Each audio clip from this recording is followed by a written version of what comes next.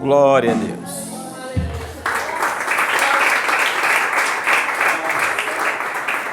Amém, meus irmãos? Irmãos, eu tenho um tema aqui para pregar e tenho também uma proposta para os irmãos. O que vocês acham melhor? Hoje a gente pode falar sobre um texto em Romanos. Não abre ainda, tá? Um texto de Romanos 13, que vai tratar capítulo. Eu estava querendo ler dois textos em Romanos. Um que fala para não se conformar, né, com esse mundo, e um outro texto aqui de Romanos, que seria do capítulo 13, versículo 7 ao 9, que fala sobre não dever nada a ninguém. Quem se deve tributo, pague com tributo; se deve imposto, pague com imposto, né? Honra, e não dever nada a ninguém, a não ser o amor, e o cumprimento da lei é o amor. E aí ele fala: quem ama não mata, não tal, né? Ou a gente pode... O texto mais difícil de todo o Novo Testamento, irmãos, o livro mais difícil do Novo Testamento é o livro de Hebreus. Mas a gente pode, se vocês quiserem, todas as quartas-feiras, a gente fazer leitura do livro de Hebreus. E a gente pode, claro, fazer de todos os livros da Bíblia, não tem problema. Mas começando pelo livro de Hebreus, versículo a versículo, e o que não precisar explicar, a gente não vai explicar, não vai ter um tema. Só vou trabalhar texto, lendo o texto. Se o autor fizer uma citação de outro texto, hoje que eu não vim preparado para isso, eu vou só citar para vocês, né? Porque eu teria que anotar aqui tudo direitinho. Mas de mente acredito que tenho decorado, quando o autor toca no assunto, eu lembro mais ou menos qual é o texto, eu penso. E a gente pode começar pelo livro mais difícil do Novo Testamento, que é o livro de Hebreus, e trazer uma explicação, de o que o autor está falando. Porque Hebreus, o autor dos Hebreus, muitos acham que é Paulo, outros já acham que não é. O autor dos Hebreus, ele fala de um texto, mas cita muitos textos do Antigo Testamento. Alguns capítulos ele não cita, mas a partir do capítulo 4, o livro fica extremamente complexo, para que você entenda aquilo que realmente a Bíblia está dizendo. Então, às vezes você lê, mas você não entendeu, não captou a profundeza daquilo. E a Bíblia, ela precisa ser captada. E eu me proponho a explicar capítulo a capítulo, versículo a versículo e livro a livro, né, se os irmãos acharem bom fazermos isso. Então, o que vocês acharem melhor, eu estou tranquilo, independente do que vocês acharem. Amém? Vocês preferem o plano A ou o plano B? B? Então vamos começar com Hebreus capítulo 1, né? Hebreus capítulo 1. Hoje eu vou lembrar assim, quando o texto estiver trazendo à tona outro texto, eu vou dizer: olha, no capítulo tal, tá. Aí quando você olhar no YouTube, você vai na sua casa, ouça a pregação e vai lá no livro que eu citei, tá bom? Como hoje eu não estava pensando em fazer essa leitura, não é algo programado, eu vou citar algum texto que está sendo narrado, e aí quando vocês forem ler na sua casa, vocês assistiram o vídeo, vocês ouçam o vídeo, vejam a referência que eu vou dar, vocês leem na sua casa e veja qual era o plano de fundo que é falado, tá bom? Amém? Porque realmente o meu esboço que eu tinha feito, está até fechado aqui, é sobre Romanos, tá bom? Podemos? Os irmãos, vocês podem sentar, tá bom? Hoje você vai ficar com o seu livro aberto, a Bíblia aberta, tá bom? Hoje nós vamos ficar com a Bíblia aberta até o fim do culto, tá bom? Porque nós vamos acompanhando. Amém? Podemos, irmãos?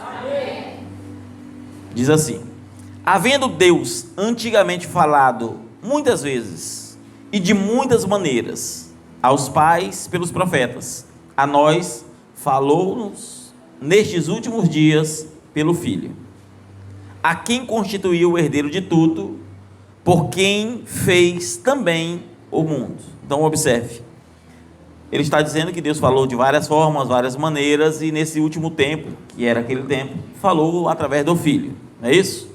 A quem Deus constituiu o herdeiro de tudo. Não é assim que está escrito? Amém.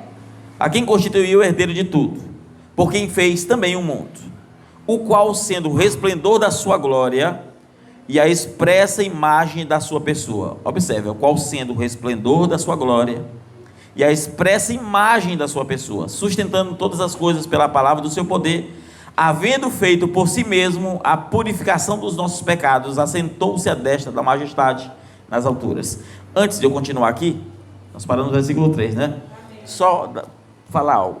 O livro de Hebreus como um todo, a proposta do autor é colocar Jesus acima de qualquer pessoa, de qualquer sacerdote, de qualquer sacrifício, de qualquer profeta, e só vai estar abaixo de Deus. Então o autor, nós vamos ver que ele vai tratar Jesus acima de qualquer coisa. Quando fala de sacrifício, vai dizer que o sacrifício de Cristo é maior do que os bodes e ovelhas do Antigo Testamento.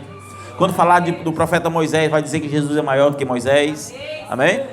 E justamente porque Deus constituiu Cristo herdeiro de tudo, e ele sendo o resplendor da glória de Deus, ou seja, aquilo que Deus é, resplandece em Cristo, e aí ele expressa exatamente a imagem de Deus, né? Que é aquilo que o profeta chama de Deus emorfe, né? Deus em forma. A forma em que nós conhecemos Deus é somente através de Cristo.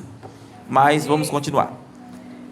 Feito mais excelente do que os anjos, quando herdou o mais excelente nome deles. Observe, feito mais excelente. Eu estou dando pausa aqui porque é um ponto que nós precisamos. Jesus foi feito mais excelente do que os anjos, não é isso que está escrito aqui? E herdou um mais excelente nome do que eles. Aqui a questão primeira é: ele está sendo comparado com anjos, porque o autor está colocando ele acima dos anjos. Vocês estão entendendo, né?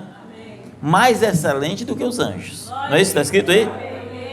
Tanto mais excelente do que os anjos. E herdou o maior nome, ou o melhor nome, e aqui o nome tem a ver com autoridade. Depois nós vamos, no decorrer da leitura, nós vamos encontrar um melhor lugar para eu explicar esses pontos, tá bom? Porque senão eu vou trazer muita densidade de conteúdo já no começo e depois, amém? Amém. Então observe, guarde isso, mais excelente do que os anjos. Depois nós vamos ver um outro lugar que ele foi feito menor do que os homens, e nós vamos entender essas duas aplicações no mesmo autor aqui, amém? Feito mais excelente do que os anjos, e herdou um mais excelente nome do que eles. Este texto aqui está sendo aplicado em Êxodo capítulo 23, tá bom? E um outro em Salmos, que depois eu vou citar aqui quando estiver à frente, porque ele vai voltar a citar de novo. Versículo 5: porque qual dos anjos disse, tu és meu filho e hoje te gerei? Esse texto aqui é Salmos capítulo 2, versículo 7, ele está narrando. Outra vez, ou seja, em outro lugar, outro texto bíblico, esse outro aqui é em 2 Samuel. Outra vez, lhe serei por pai e tu me serás por filho. E outra vez, quando introduz ao mundo o primogênito, diz, e todos os anjos de Deus o adorem. Isso é Salmo 45. E, em verdade, quando aos anjos diz, aí ele vai falar o que é dito aos anjos, que faz dos teus anjos espíritos, e de seus ministros labaredas de fogo. Mas do filho diz, ó Deus, ou seja, está colocando ele em uma categoria muito maior. O teu trono subsiste para o século dos séculos, cetro de iniquidade é o teu cetro, é o cetro do teu reino. Amastes a justiça e odiaste a iniquidade. Por isso, Deus, não é isso que está escrito? O teu Deus te ungiu com óleo de alegria mais do que os teus companheiros. Aqui é Salmos capítulo 45, onde fala que Deus, o Deus de Jesus, ungiu a Cristo, e essa unção a Cristo é uma unção de categoria de ele ser chamado de Deus. Aqui a gente chama de Deus funcional. Ele age como Deus, mas não existe duas divindades de fato. Vocês estão entendendo? Deus agindo por meio de Cristo. E tu, Senhor, no princípio fundastes a terra, e os céus são obra de tuas mãos. Eles perecerão, mas tu permanecerás, e todos eles, como roupa, envelhecerão, e como um manto os enrolarás e serão mudados. Mas tu és o mesmo, e os teus anos não acabarão. A qual dos anjos disse jamais: assenta-te à minha direita, até que ponha os teus inimigos por escabelo dos teus pés? Aqui é Salmos capítulo 110. Inclusive Jesus cita esses salmos lá em Lucas. Até que ponha inimigos aos cabelos dos teus pés?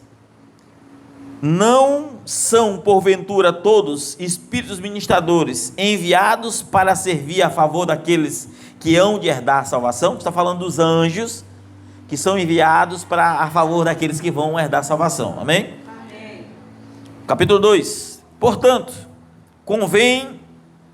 convém-nos atentar com mais diligência para as coisas que já temos ouvido. Aqui ele está dizendo, olha, então nós temos que dar atenção nas coisas que temos ouvido, que é aquelas escrituras do Antigo Testamento que ele está citando aqui, dentro de uma aplicação a Cristo, porque no Antigo Testamento não tem uma fala que se referia à pessoa de Cristo, e aqui ele está sendo revelado. Amém? Portanto, convém-nos atentar mais diligentemente para as coisas que já temos ouvido, para que em tempo algum nos desviamos delas, ou seja, nós temos que ficar na palavra. Porque se a palavra falada pelos anjos permaneceu firme, e toda transgressão e desobediência recebeu a justa retribuição, como escaparemos nós, se não atentarmos para uma tão grande salvação, a qual, começando a ser anunciada pelo Senhor, que é Jesus, foi-nos depois confirmada pelos que a ouviram, que são os discípulos, os apóstolos, testificando também Deus com eles, por sinais, milagres, maravilhas, não é isso? E dons do Espírito Santo, distribuindo por sua vontade. Aqui ele está dizendo, olha, tudo está sendo confirmado da maneira correta. Primeiro Cristo, e aí foi repassada para os apóstolos, que por sua vez repassou, e Deus confirmou também com sinais e maravilhas. Vamos continuar. Por enquanto não tem nada complexo aqui. Porque não foi aos anjos que sujeitou o mundo futuro, de que falamos, ou seja, no capítulo 1, onde nós citamos. Mas em certo lugar testificou alguém dizendo que és homem para que te lembres, ou filho do homem para que o visites? Tu o fizestes um pouco menor do que os anjos, de glória e de honra o coroastes, e o constituíste sobre as obras de tuas mãos. Versículo 7 está dizendo que Deus fala, quem és tu? Versículo 6, em certo lugar testificou dizendo, que é o homem para que te lembres, ou o filho do homem para que o visites? Aí, ele agora o versículo 7 diz, mas tu fizestes, falando de Cristo, um pouco menor do que os anjos. Nós temos um texto onde ele foi feito um pouco maior do que os anjos, não é isso? E aqui nós temos um texto que ele foi feito um pouco menor do que os anjos. Nós temos a geração eterna de Cristo, e nós temos a geração terrena de Cristo. Na geração eterna, ele é maior do que qualquer anjo. Na geração humana, ele é menor do que os anjos, porque anjos são espíritos, e Deus e Cristo assumiu um corpo humano, inclusive foi até tentado por Satanás. Amém? Até aí? Então, aí a Bíblia diz, um pouco menor do que os anjos, e de coroa de honra e glória o coroastes, e constituíste sobre as obras de tuas mãos. Ou seja, Jesus agia, mas as obras eram de Deus, e que Jesus era o agente das obras de Deus. Atos capítulo 2 vai falar acerca disso, versículos 16 e 17. Deus fazia por meio de Cristo sinais e maravilhas, porque Deus era com ele. Amém? Então ele foi coroado de honra e de glória. Esse coroamento, para o autor de Hebreus, é o cumprimento de Salmos, capítulo 2, versículo 7, que ele cita aqui no capítulo 1. Então, para você entender, quando ele fala coroa de honra e de glória me coroastes, isso quer dizer que após a morte e ressurreição de Cristo, Jesus assume como sendo o Todo-Poderoso. Como ele diz mesmo em Mateus capítulo 28, versículo 18, é-me dado todo o poder no céu e na terra. Ou como diz Paulo em Filipenses capítulo 2, por isso Deus o exaltou soberanamente, lhe dando nome sobre todo nome, para que todo joelho se dobre no céu e na terra, para a glória de Deus o Pai. Então, aqui é o cumprimento do reinado messiânico. Contudo, este reinado, ele hoje é espiritual, no sentido de que o reino de Cristo não é desse mundo, porque este cumprimento vai ocorrer na sua totalidade no reino milenar, aonde Jesus cumpre a profecia de Crônicas capítulo 17, né, que é o reinado davídico, que era um reinado sem fim, que tem ali por 1000 anos, e que Paulo cita em 1 Coríntios capítulo 15, aonde Paulo diz que o governo, o reino foi dado nas mãos de Cristo, e tudo está sujeito ao Filho, exceto aquele que lhe deu esse poder, que, no caso o Pai. Vocês estão entendendo, né? Toda a Bíblia, ela está perfeitamente alinhada. A Bíblia, ela é perfeita nas suas profecias. Amém? Nós paramos, qual foi o verso? Qual? 8. Todas as coisas lhe sujeitaste debaixo dos pés. Ora, visto que lhe sujeitou todas as coisas, nada deixou que ele não seja sujeito. Mas agora ainda não vemos que todas as coisas lhe estejam sujeitas. Ou seja, por que ainda não vemos? Porque o reino milenar ainda não aconteceu, mas já estão sujeitos, mas mesmo estando sujeitos a todas as coisas, nem todos se sujeitam. Existem ímpios que não se sujeitam a Cristo. Então a linguagem é esta, amém? Vemos, porém, verso 9, coroado de glória e de honra, aquele Jesus que foi feito um pouco menor do que os anjos. Observe que ele é coroado justamente naquele que nasceu, ou seja, no nascimento humano, quando morre e ressuscita, amém? Mas vamos continuar.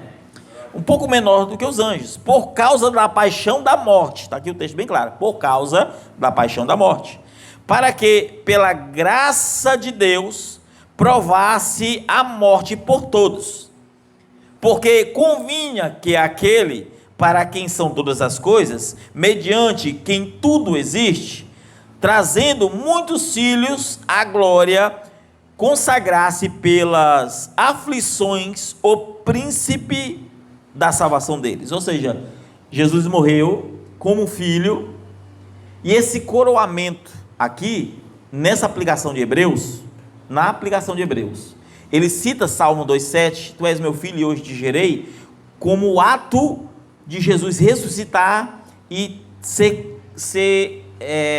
como eu posso dizer para você, ser declarado como filho. É como se a declaração que verdadeiramente ele é filho de Deus ocorresse na ressurreição. Você lembra daquele homem, daquele soldado que feriu Cristo? Você lembra que ele falou assim, este verdadeiramente é o Filho de Deus. Aquela declaração, o autor dos Hebreus está dizendo que ele é declarado como filho. Paulo em Romanos capítulo 1 também vai concordar e vai deixar bem claro que Jesus foi declarado filho de Deus na sua ressurreição, mas aqui é outra história. Vamos voltar, amém? E aí, ele como filho, Paulo também diz isso nos textos, outros textos, que Jesus veio como filho para que nós possamos ser alcançados pela essa graça e sermos filhos, porém filhos adotivos, amém?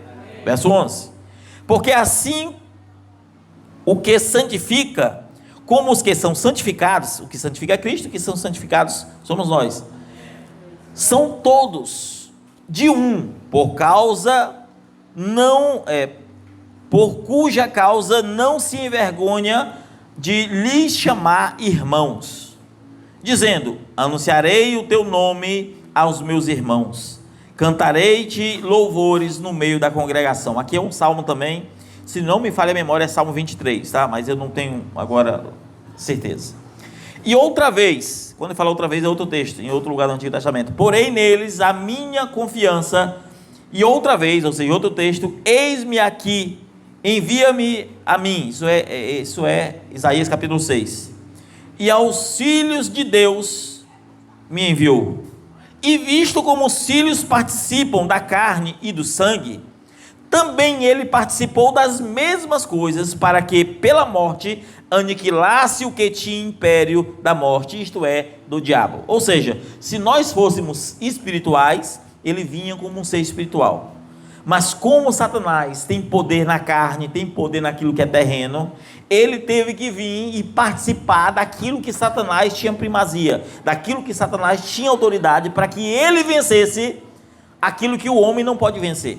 Porque o homem está preso na carne, o homem está preso no seu pecado, o homem está preso na sua natureza pecaminosa, e Jesus assume uma carne, assume uma natureza humana. E aí há uma discussão que alguns dizem que Jesus não assume natureza pecaminosa. Eu acredito que assume completamente, contudo não pecou. Vamos continuar. Visto como os filhos participam da carne pelo sangue, também ele participou das mesmas coisas pela morte, para que pela morte aniquilasse o que tinha o império da morte, isto é, o diabo, e livrar de todos os que com ele, livrasse todos os que, com medo da morte, estavam por toda a vida sujeitos à servidão. Aqui é a lei. Porque a verdade, ele não tomou os anjos, mas tomou a descendência de Adão, mostrando que se Adão pecou, ele toma a descendência de Adão para trazer vida. Por isso convinha que em tudo fosse semelhante aos homens, está dizendo em tudo, para ser misericordioso e fiel, sumo sacerdote naquilo que é de Deus, para expiar os pecados do povo. Porque naquilo que ele mesmo, sendo tentado, padeceu, não é isso? Porque ele mesmo, sendo tentado, padeceu, pode socorrer aos que são tentados. Ou seja, Jesus foi tentado, e por ele ser tentado, padecendo a tentação, ele venceu aquilo que o homem é vencido. Então não faz sentido Jesus não poder ser tentado e aquilo não fazer efeito nenhum nele, sendo que ele venceu foi justamente naquilo que o homem não podia. Ele estava fazendo uma missão que o homem não pode fazer. Amém? Capítulo 3, é isso? Capítulo 3. Por enquanto tá bom para os irmãos? Está tendo dificuldade aqui? Eu estou indo, assim, eu só estou pincelando alguma coisa que precisa de uma explicação. Quando chegar nos capítulos mais à frente. Por isso, irmãos, participantes da vocação celestial, considerai a Cristo Jesus, apóstolo e sumo sacerdote da nossa confissão. Ou seja, confesse a Cristo. Sumo sacerdote, confesse a Cristo. Apóstolo, aquele que ensina. Amém? Amém. Sendo fiel ao que o constituiu, no caso Deus, o pai dele, como também foi Moisés em toda a sua casa. Mas lembre-se, tudo que é aplicado aqui, se for anjo, Jesus é maior que anjo. Se for profeta, Jesus é maior que profeta. Sempre vai ser assim, mas vamos continuar. Porque ele é tido por digno de tanto maior glória do que Moisés. Quanto maior honra do que a casa tem aquele que o edificou. Porque toda a casa é edificada por alguém, mas o que edificou todas as coisas é Deus. Na verdade, Moisés foi fiel em toda a sua casa, como servo, para testemunho das coisas que haviam de anunciar. Mas Cristo, como filho, sobre a sua própria casa, a qual casa somos nós. Observe, a casa de Cristo é eu e você. Amém. Somos nós. Se tão somente conservarmos firmes a confiança e a glória da esperança até o fim. Portanto, como diz o Espírito Santo, se ouvir a sua voz e não endurecer os vossos corações, como na provação do dia da tentação no deserto, aqui é Êxodo, onde os vossos pais me tentaram, me provaram e viram por causa, Êxodo 33, por 40 anos nas minhas obras. Por isso me indignei contra esta geração e disse: Estes sempre erram em seu coração e não conheceram os meus caminhos. Observe, aquele povo do deserto não conheceu o caminho de Deus, certo? Esteve em pecados, não é isso? Falharam, é esse o contexto. Vede, irmãos, que nunca haja em qualquer de vós um coração mau e infiel para se apartar do Deus vivo. Aqui nós vamos ter uma linguagem mais sobre salvação daqui para frente. Observe, ao Deus vivo. Antes exortai-vos uns aos outros todos os dias, durante o tempo que se chama hoje. Qual é o tempo, irmãos? Hoje. Observe que depois ele vai focar nesse hoje, lá no capítulo 4.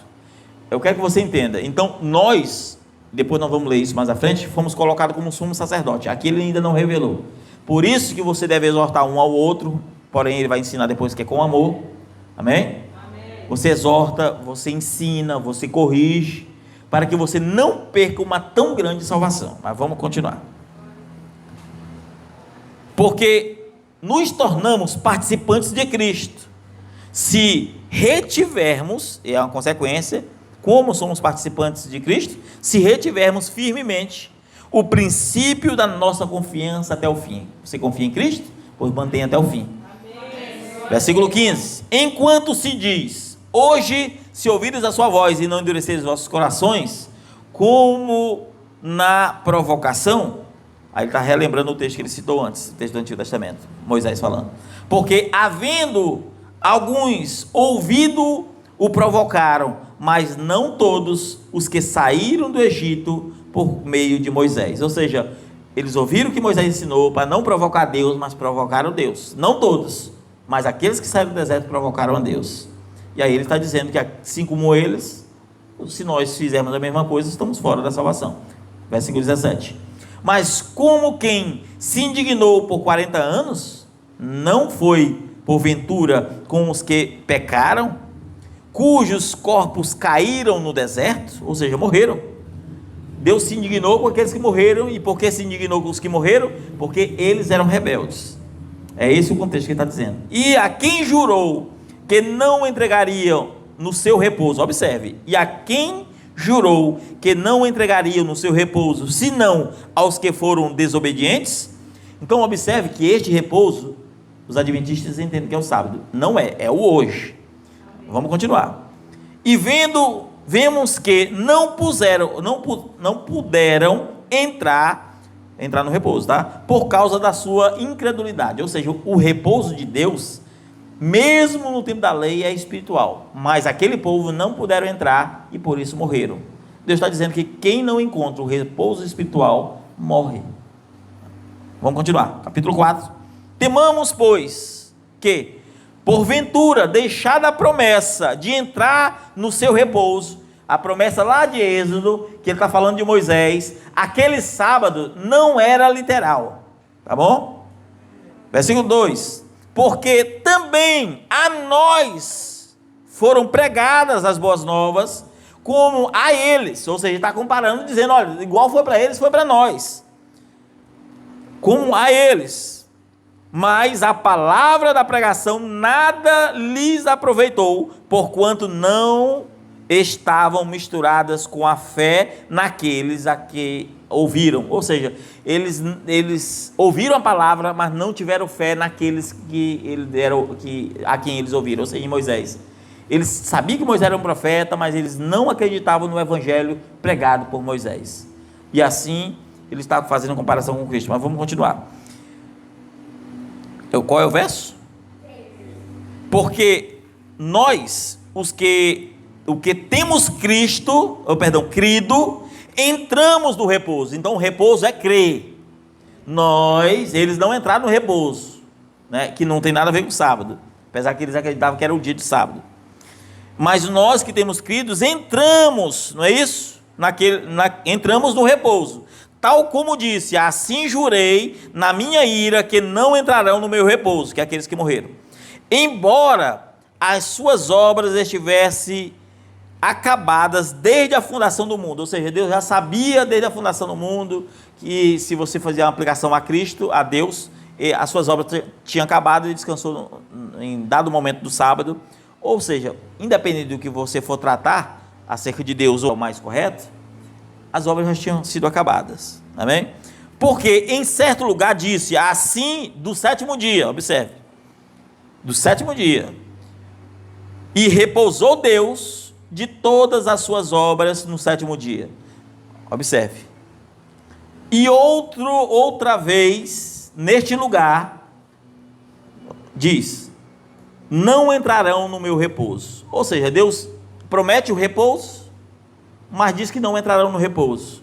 E aqui o autor Hebreus está dizendo que existe dois tipos de repouso. Vamos continuar. Verso 6. Visto, pois, que resta que alguns entraram nele. Olha só, o repouso é nele, não é o dia.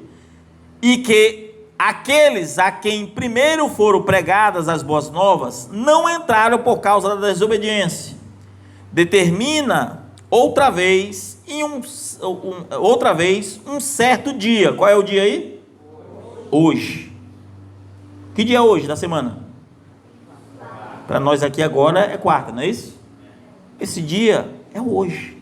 Se for amanhã quinta, é hoje. O dia do descanso é o hoje, é o agora. O verdadeiro dia que se encontra pela fé é o hoje, não é um sábado. Mas vamos continuar. Dizendo por Davi, muito tempo depois, como está escrito, como é dito, hoje se ouvires a sua voz e não endureceis os vossos corações. Aqui é Salmo 23. Porque se Josué lhes houvesse dado repouso, você lembra quem assumiu depois de Moisés? Foi Josué, não é isso? Mas Moisés já leu a lei e falou sobre o sábado. Agora vamos continuar. Se Josué lhes houvesse dado repouso, não falaria depois disso de outro dia. Portanto, resta ainda um repouso para o povo de Deus. Ou seja, o repouso para o povo de Deus nunca foi o sábado. Moisés, Josué, nunca trouxeram repouso para ninguém. Aquele repouso nunca serviu para nada. O repouso verdadeiro é pela fé. Não é isso?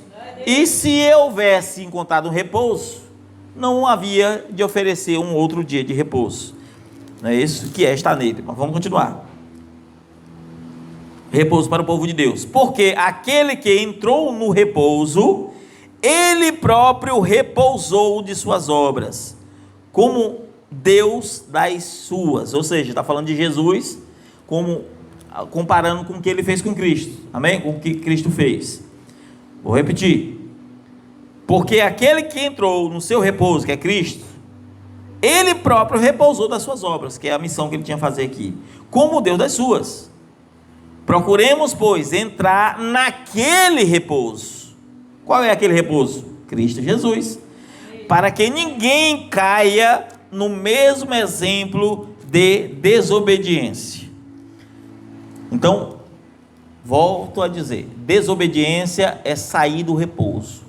Estar no repouso verdadeiro é ser obediente ao Evangelho de Cristo. Posso ser apenas pela fé, porque a fé produzirá em mim um espírito reto, que produzirá pelo Espírito, que somos o templo onde Deus mora, obras dignas de um servo de Deus. Amém? Qual é o verso agora? 12. Porque a palavra de Deus é viva e eficaz, mais penetrante do que espada alguma de dois gumes, e penetra até a divisão da alma e do espírito, e das juntas e das medulas, e é apta a discernir os pensamentos e as intenções do coração. Ou seja, aqui, meu irmão, se a lei era ruim, aqui o negócio é a graça, ela está prescrutando seus pensamentos, ela é apta para ver até as intenções do seu coração, e tudo isso vai pautar no dia do juízo. Mas vamos continuar. E não há criatura alguma encoberta diante dele, antes todas as coisas estão nuas e patentes aos olhos daquele que temos de tratar. Isso é juízo. Verso 14. Visto, agora sim, se você está condenado a ser analisado, até os teus pensamentos, a tua intenção, tudo que está em você, todos nós já estamos condenados ao inferno. Essa é a realidade. Aí nós vamos para o verso 14, que é a continuação. Visto que temos um grande sumo sacerdote, Jesus, o Filho de Deus, que penetrou nos céus, retenhamos firmemente a nossa confissão. Ou seja, você falha, acerte com Deus todo dia. Senhor, a intenção do meu coração não foi boa. Senhor, eu pensei mal de alguém. Senhor, eu julguei alguém. É isso que ele está ensinando, porque você tem um sumo sacerdote, Cristo Jesus. Porque não temos um sacerdote que não possa se compadecer-se das nossas fraquezas, porém, que, como nós, em tudo foi tentado. Como eu disse, eu creio que em tudo Jesus foi tentado, teria que ser tentado, porém tem um detalhe, mas sem o quê? Está fraco, mas sem pecado. Cheguemos, pois, com confiança ao trono da graça, para que possamos alcançar misericórdia e achar graça, a fim de sermos ajudados em tempo oportuno. Capítulo 5. Será que a gente vai ler o livro todinho hoje, irmãos? Capítulo 5. Tomara que a gente não chegue no capítulo 6 para frente, que a coisa começa a engrossar o caldo. Capítulo 6 diz que até quem guarda a lei, que consegue guardar a verdadeira lei, é porque ele não está mais no leitinho. Depois nós vamos chegar lá. Porque todo sumo sacerdote, tomado dentre os homens, capítulo 5, o sumo sacerdote é Cristo. Capítulo 6 é aqueles que foram enviados, os sacerdotes que Deus estabeleceu dentre os homens. Porque todo sumo sacerdote tomado dentre os homens é constituído a favor dos homens nas coisas concernentes a Deus. Para quê? Tá aqui, ó, para quê? Ofereça dons e sacrifício pelos pecados.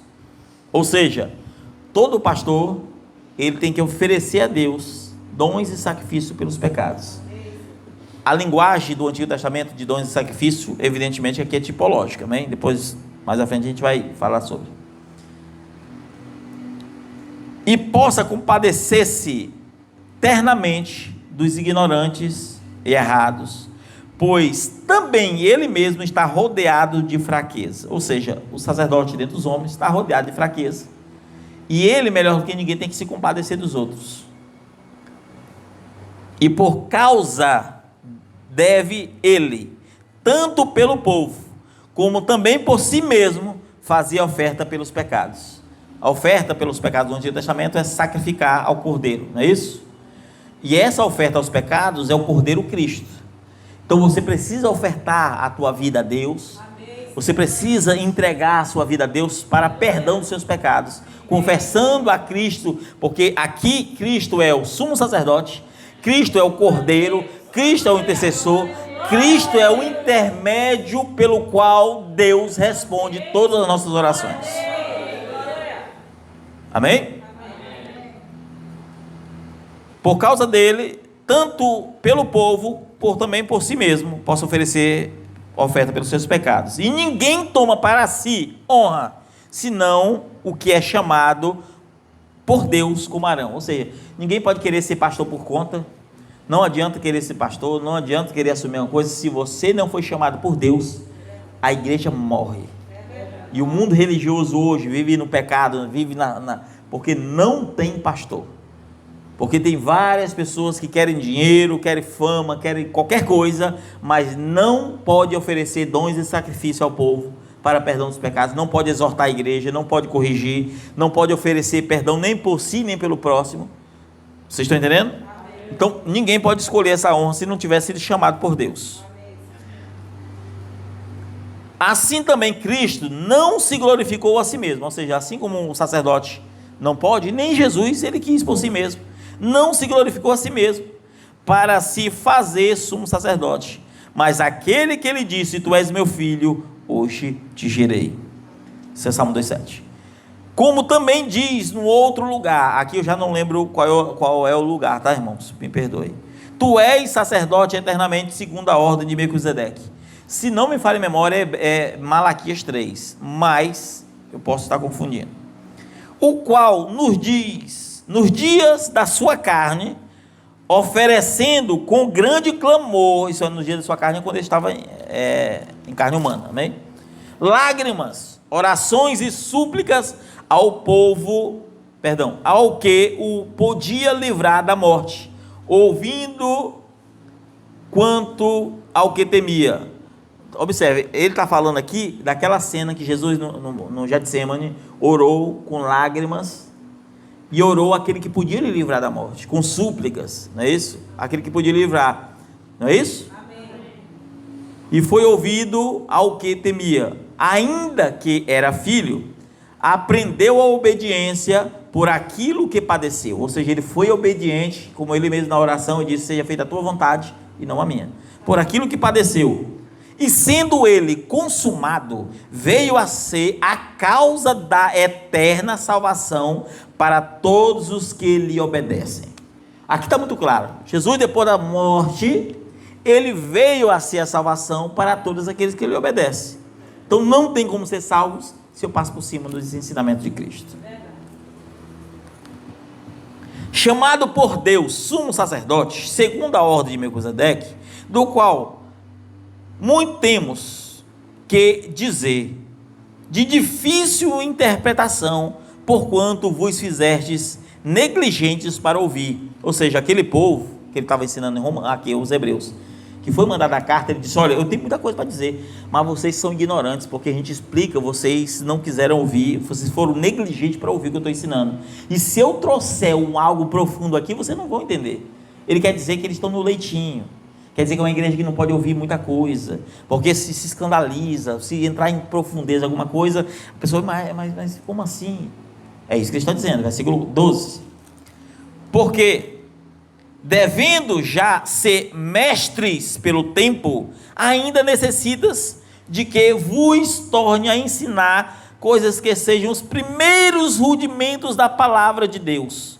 Observe aqui o versículo 5 e no 6 ele vai falar sobre esses rudimentos, tá? Sobre a palavra de Deus.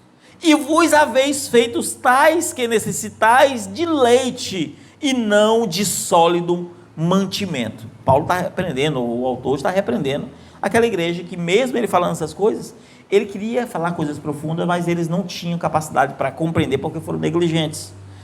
É a igreja que não, quando a gente vai pregar a palavra, doutrina, entrar em estudo, a igreja não quer, a igreja não tem desejo, é uma igreja negligente, é uma igreja de menino, é isso que ele está ensinando, certo? E aí fica nos primeiros rudimentos. O que é os primeiros rudimentos? Ele vai ensinar aqui o que é. Mas o mantimento sólido é para quem? Para quem? Está fraco. Para quem? Mas o alimento sólido é para os perfeitos, os quais, em razão do costume, ou seja, do hábito, têm os sentidos exercitados para discernir tanto o bem quanto o mal. Ele já tem uma vida com Deus, ele tem ali, sabe, esse discernimento não é espiritual para saber se tem capeta para um lado, não, é discernir tanto na palavra, discernir uma doutrina se é certo ou errado, não, isso aqui está errado, ou discernir, alguém quer que você faça uma falcatrua, você tem um discernimento, não, isso aqui desagrada a Deus. Não é aquela Maria vai com as outras que tem uma oportunidade de se dar bem, quer seja financeira ou outra coisa, vai fazer, não, é isso que ele está ensinando. Esse é para os perfeitos. O outro está no leitinho, tem que, rapaz, vocês estão entendendo, né? Capítulo 6, por isso, ou seja, continuação, por isso, deixando os rudimentos da doutrina de Cristo. Ele está dizendo, deixamos os rudimentos. O que ele quer dizer? Para abandonar? Não. Ele está dizendo que bebezinho precisa disso mesmo. Da doutrina de Cristo, prossigamos até a perfeição. Ou seja, aquela igreja era de menino, e ele estava dizendo, olha, tudo isso é muito bom, mas vamos prosseguir para mais. Prossigamos até a perfeição. Não lançando de novo o fundamento do arrependimento, ou seja, Paulo não está dizendo que é errado, Paulo está dizendo que isso aqui é a base fundamental, é o leitinho, é o que todo mundo tem que saber no começo já. Não lançando de novo o fundamento do arrependimento, ou seja, eu preciso me arrepender das obras mortas e de fé em Deus, porque salvação sem obra, querer ser salvo pelas obras não adianta, ter fé em Deus. E da doutrina dos batismos, ou seja, tem que ser batizado, dos batismos, porque nas águas e no Espírito Santo, e da imposição de mãos, e da ressurreição dos mortos, e do juízo eterno, até da ressurreição dos mortos, do juízo eterno. Então, assim, a linguagem no fundo, a ressurreição dos mortos, não é cura, a ressurreição dos mortos é a doutrina em que nós ressuscitaremos em Cristo, amém? Muito embora nós aprendemos na mensagem que esses rudimentos, até a ressurreição de mortos é cura. Não, mas não é. Isto faremos se Deus permitir. Ou seja, a gente não é que tem que deixar de ensinar. Nós podemos ensinar. Mas o que ele diz? Porque é impossível. Agora, olha só por que ele quer que a pessoa prossiga. Porque é impossível que os que uma vez foram iluminados e provaram o dom celestial e tornaram participantes do Espírito Santo, provaram a boa palavra de Deus e dos poderes do século futuro e recaíram, sejam outra vez renovados para o arrependimento. Pois assim, quanto a eles, de novo crucificaram o Filho de Deus e os expuseram ao vitupério. Deixa eu parar no versículo 5 e 6 aqui, porque talvez vai ser muito difícil para você. Paulo está dizendo aqui que se você ficar no leitinho, não querer aprender doutrina, não querer aprender, ter discernimento do que é certo e o que é errado, você vai viver nos teus delitos, você vai viver nos teus pecados, você vai ficar passando por cima da palavra sempre, e aí você que foi renovado, ou seja, que Deus te despertou para buscar Deus, sentiu a presença de Deus, é impossível que você volte. O que isso quer dizer? Que aquela vida que você tinha com Deus, é impossível você voltar, se você não buscar crescer. Ou você cresce para ser como o perfeito, que é tendo discernimento, ou você vai ficar como menino, titubeando para um lado, titubia para um outro, cai aqui, desanima para ali, aí dá vontade de ir para o culto, não dá, e Paulo está dizendo assim, ó, você está colocando em risco a tua salvação, é impossível voltar à prática das primeiras obras. Vamos continuar aqui, porque a terra, olha o que ele vai dizer, que embebe a chuva, que muitas vezes cai sobre ela, e produz erva proveitosa para aqueles que, por quem é lavrada, recebe a bênção de Deus. Então a chuva vem e lavra toda a terra, não é isso? E recebe a bênção de Deus. Mas a que produz espinhos e abrolhos é reprovada. Esses são do leitinho. Então só no leitinho, a ressurreição dos mortos, só tem que ter fé. É igual a denominação de hoje, meu irmão. Ah não, a gente só tem que ter fé, é só Jesus, hipergraça, Jesus nos salvou, aí não precisa disso, não precisa daquilo outro. Ei, isso aqui é o que ele está dizendo, né? Amém? O que o texto está falando é exatamente sobre isso aqui, né? Que a terra produz espinhos e abrolhos, enquanto para um é bênção, porque cresceu, a chuva veio e é bênção, cresceu como frutos perfeitos, para outro, né, produz espinhos e abrolhos, e é reprovada, e perto está da maldição, e o seu fim será ser queimada. Então Paulo está tratando aqui as duas classes. Quem está no leitinho vai ser condenado. Porque só porque está no leite? Não, irmão. Eu vou dar um exemplo. Será que uma criança morreu, vai ser condenado por um bebezinho, vai ser condenado? E morreu? Não vai por ele. Que pecado que ele cometeu? Não tem pecado para ser condenado. Agora, note, Paulo não está dizendo aqui, ou o autor de Hebreus não está dizendo aqui, que aquele que é criança, que é como criança, está condenado só porque é como criança. Ele está dizendo aqui que há tempo que você deve deixar de ser criança para ser maduro, e se você não chegar no tempo certo para isso, você começará a falhar, cair em problemas. Ou seja, Deus, quando você entra na fé, você entra com toda a fé, com toda a garra, mas você não cresce, depois você vai ficar desanimado, e aí você não tem mais ânimo para viver aquela vida intensa com Deus. É isso que ele está dizendo. Você vai uma semana, duas, aí as coisas desanimam de novo, porque você não vai ter a intensidade mais. E por não ter essa intensidade, o que vai restar é que está prestes a ser queimado. Não é isso? Lançado fora, ser queimado, ou seja, condenação. Por que prestes? Porque precisa de mudança. Ou nós mudamos, buscamos crescer, ou a gente fica à mercê dos problemas sem ter discernimento do que é certo e errado. Aí a gente comete um monte de delito e a gente não tem discernimento se está certo ou se está errado. Deixa eu botar de novo aqui, que já foi pior, eu acostumei já. Amém? Versículo 9. Versículo 9, não é isso?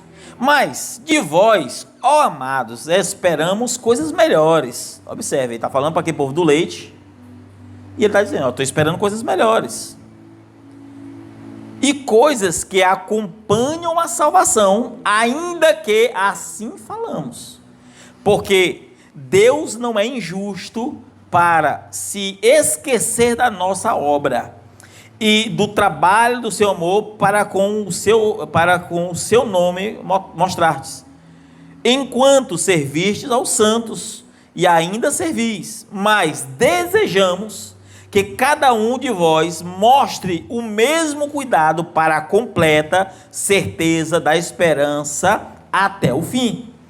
Então, eu volto a dizer, é o que Paulo, que eu havia dito. Aqui, não é que alguém está no leitinho porque já está condenado porque está no leitinho. Está dizendo, eu estou esperando coisas melhores, e Deus não é injusto. Se você fez uma boa ação para algum irmão, você está servindo a igreja, tudo isso Deus vai pôr em pauta. Deus não é injusto, mas por ele não ser injusto, se você anda nos delitos e pesando na balança entre o certo e o errado, também vai pesar. Deus não esquece do bem que você fez, mas também não do mal que nós fazemos. Amém? Amém. Versículo 12, não é isso? Para que vos não façais negligentes, mas sejais imitadores dos que pela fé e paciência herdaram as promessas.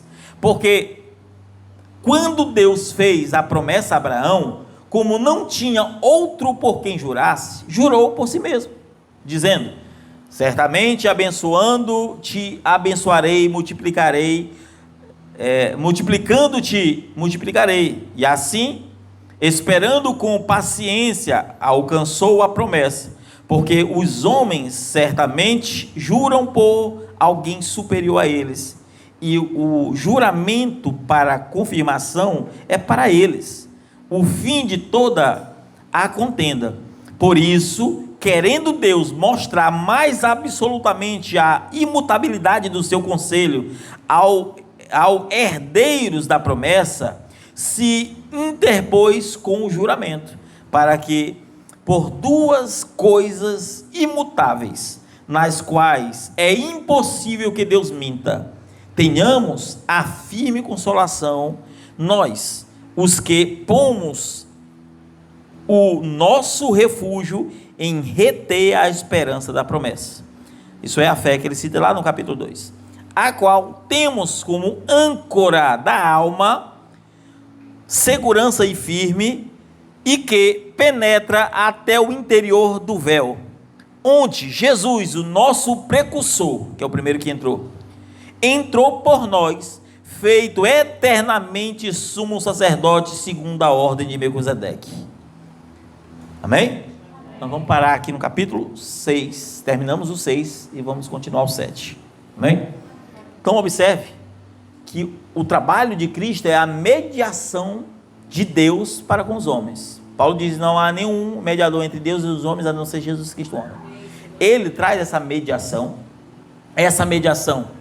faz com que nós possamos confiar na promessa abraâmica, porque aí entra, isso que eu estou citando aqui, entra o pacto abraâmico. O pacto abraâmico é muito maior do que o pacto ali com Moisés, porque Deus fez um pacto com Abraão. Aquele pacto com Abraão está eu, você e todos os salvos.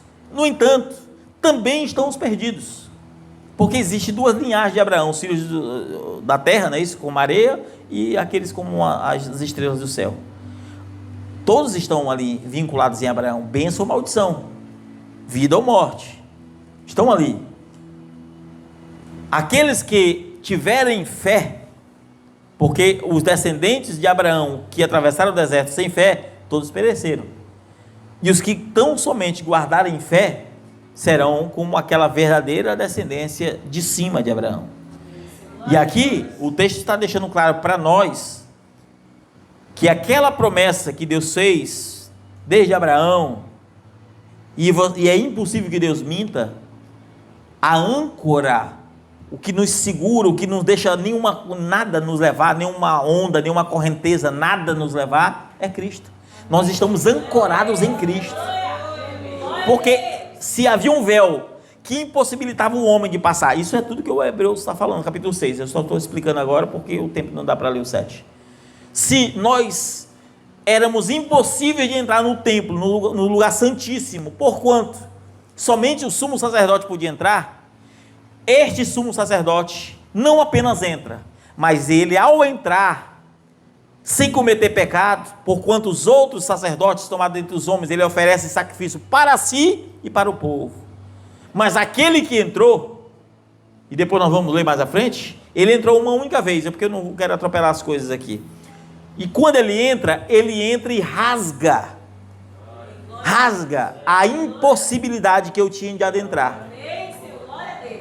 E se todos nós adentrássemos, ou se qualquer um adentrasse no lugar santíssimo, com o pecado morria, o sumo sacerdote entra, e quando entrou primeiro, como qual é o termo que usa aqui? É do primeiro, tem uma palavrinha que foi lida aqui, fugiu agora da mente. O primeiro que entrou. Quando Cristo entra, quando você entra com teus pecados, é isso que o texto está dizendo. Quando você entra no lugar onde o pecado não pode entrar, você entra, e na hora que você entra naquele lugar, que é o verdadeiro repouso, quando você entra neste lugar, que ali você é batizado com o Espírito Santo, ali não há morte, ali tudo volta à vida, os teus pecados estão sob os ombros do sacerdote.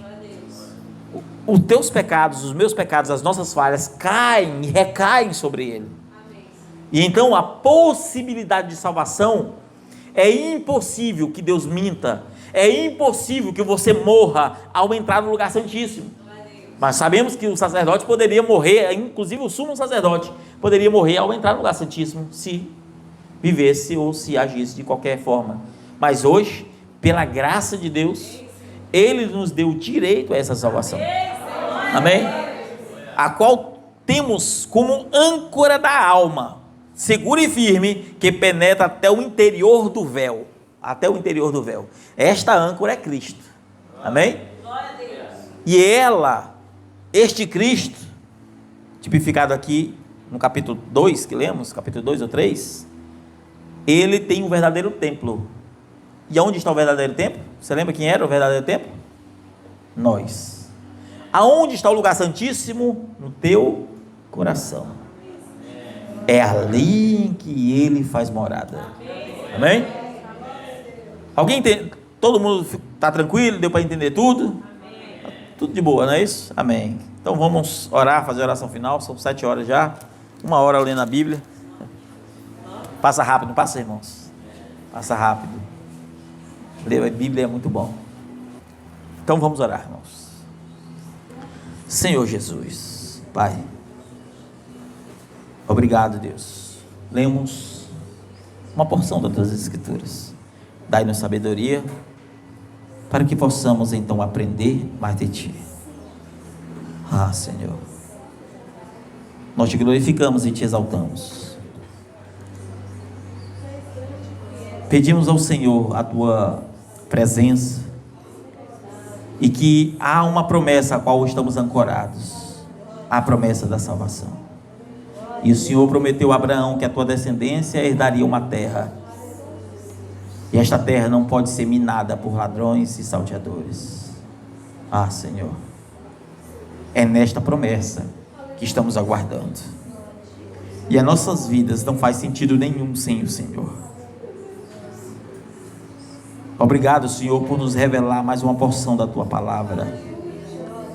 Capacite-nos a falar mais do Teu Evangelho. É o que nós te pedimos, no nome do Senhor Jesus. Amém. Amém, irmãos?